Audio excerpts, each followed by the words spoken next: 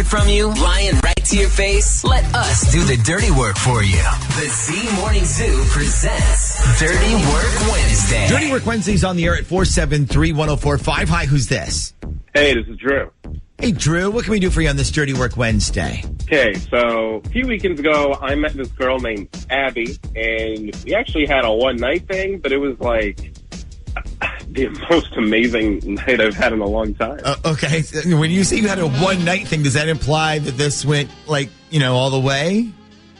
Several times, yes.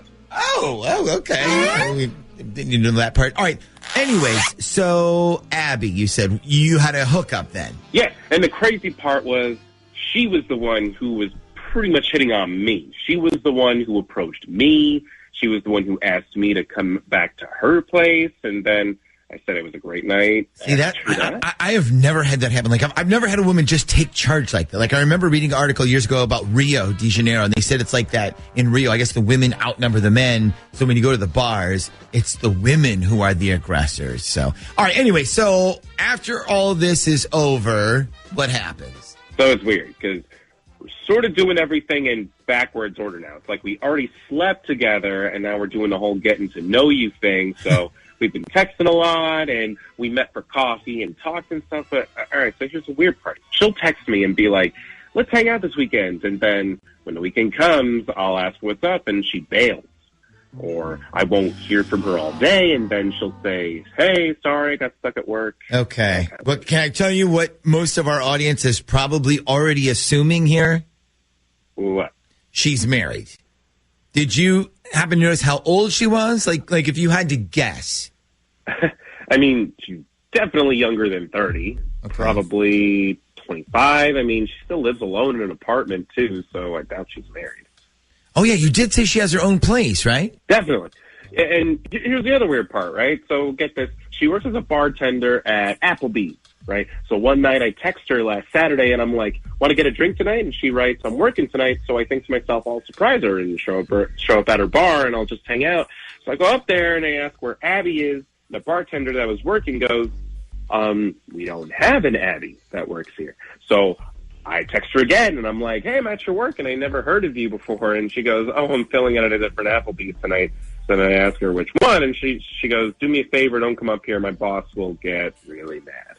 Okay. I mean, I guess that makes sense, sort of. Hold on. You said when you went to her Applebee's, they told you they didn't have an Abby that worked there? Yeah, and they were like, there's no Abby that works here. But didn't she say she was just filling in at a different one for one night? That's what she said, yeah.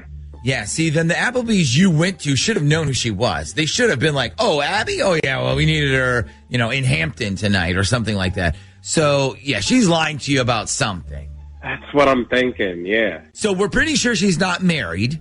No, she's not married. Okay, but never available on the weekends, right? Well, not never available. I mean, the night I met her was Saturday.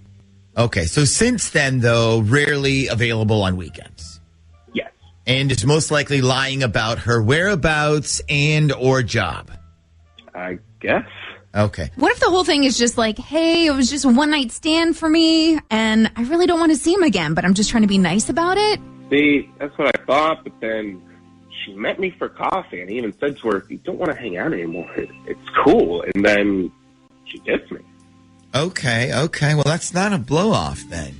So that leaves either maybe she does weekend jail, which we've had before on the show, or maybe she's not a bartender. Maybe she's like a stripper or something. Maybe she doesn't work at Applebee's. Maybe she works at like Hoochie Mama's Gentleman's Club or something.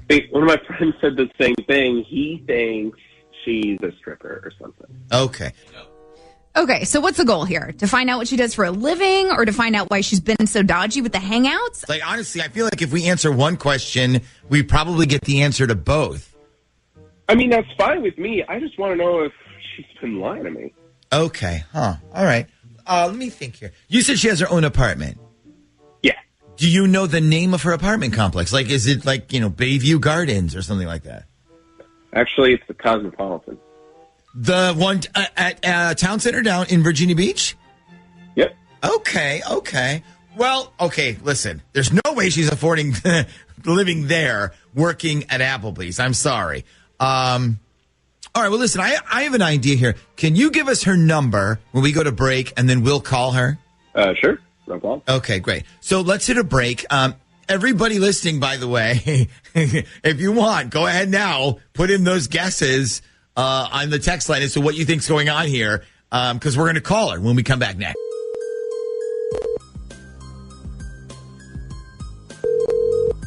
Hello. Hi, can I speak to Abigail, please? This is Abby. Hi, Abby. This is Detective Andy Sipowicz. I'm calling from the 2nd Precinct. I'm trying to get statements from everybody about the whole fire alarm incident at the Cosmopolitan on Saturday night. Were you by any chance home on Saturday night when the fire alarms were pulled? This past Saturday? Yes, ma'am.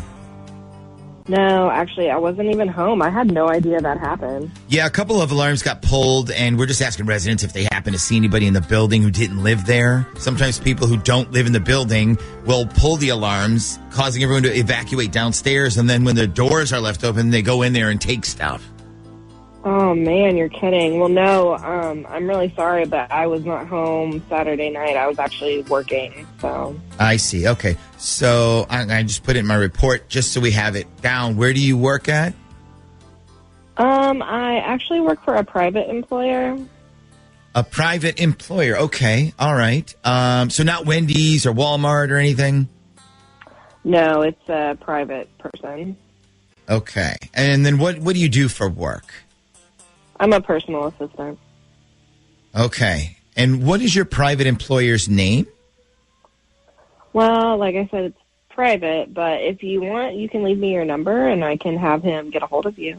No, that's all right. What time would you say you got home then on Saturday evening?